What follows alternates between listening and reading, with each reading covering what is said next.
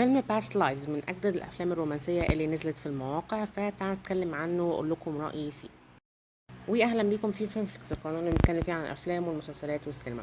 بقالي كتير غايب جدا عن القناه، بس انا رجعت لكم النهارده وهنبتدي ان احنا نزود تاني من الفيديوهات اللي بننزلها باذن الله. النهارده هتكلم معاكم عن فيلم جديد برضو انا اتفرجت عليه من افلام 2023، اللي انا بقالي كتير عايزه اتفرج عليه واشوف إيه الموضوع بالظبط. الناس كتير اتكلمت عنه وقالت عليه حلو، فانا كنت حابه ان انا اتفرج عنه. هو فيلم باست لايفز. اتفرجت عليه وهقول لكم رايي فيه بالظبط بدون حرق. هقول لكم هل تتفرجوا عليه ولا لا.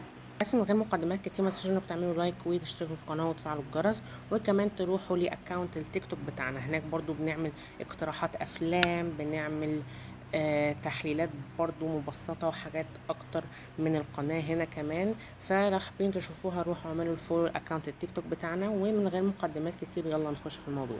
قصة الفيلم باختصار إن هو بيتكلم عن اتنين كانوا بيحبوا بعض، ممكن تقولوا في فترة طفولتهم أو حتى بداية مراهقتهم، يعني كانوا في ال 12 سنة كده مثلا.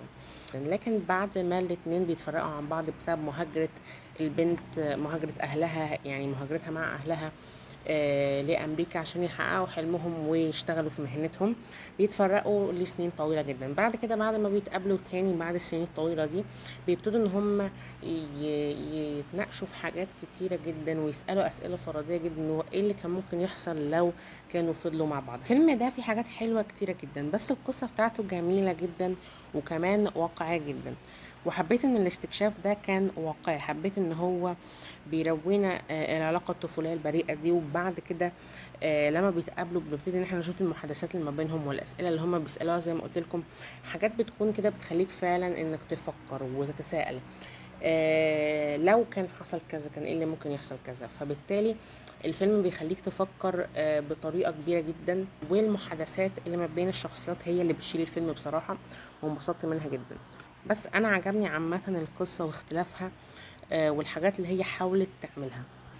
والاداءات التمثيليه برضو اللي معانا هنا حلوه جدا. انا حبيت الممثلين الاساسيين بتوعنا هنا، وحبيت كمان ادائهم للشخصيات بتاعتهم. اولا كده في ما بينهم طبعا كيمستري حلوه جدا، انا انبسطت منها جدا. وبيعملوا اعمار مختلفه في الفيلم. انا مش حابه احرق الموضوع ده قوي، بس يعني هم بيعملوا اعمار مختلفه في الفيلم. فاعتقد ان هم بيعملوا الموضوع ده بشكل كويس، ان كل مثلا سن معين في طريقه معينه. فبالتالي بتحس ان الاداء انت مقتنع بيه وحبه جدا. بيبقى مشاهد قويه ومحزنه بتبقى حلوه جدا، والممثلين بيعملوا فيها اداء قوي جدا. وعامة الشخصيات بتاعتهم مكتوبة بشكل كويس، وبتقدر تحس بيهم وباللي هما بيمروا بيه. برضو كمان يعني في زي ما قلت لكم المحادثات هي اللي بتشيل الفيلم عامة. زي ما قلت لكم الفيلم هادي جدا، ما فيهوش احداث كتيرة، ما فيهوش اكشن، ما فيهوش سسبنس، ما فيهوش بقى دراما تقيلة قوي. فهو فيلم هادي جدا. ممكن بعض الناس ما تحبش ده، يعني لو تقول لك الفيلم ممل. انا ممكن يعني افهم من الناس دي اللي شايفه كده، بس انا عن نفسي صراحه ما شفتوش ممل على الفيلم كله. يعني ممكن مثلا بدايته كده. بجد احلى حاجه في الفيلم ده هو اللقطات الجميله اللي فيه، اللي مش بس شكلها معموله باحترافيه والوانها شكلها حلو والجوده بتاعتها عاليه جدا، لكن احيانا كمان بتوصل مشاعر الشخصيات بتحس بيها. وده برضو بيرجع للاخراج اللي موجود معانا هنا.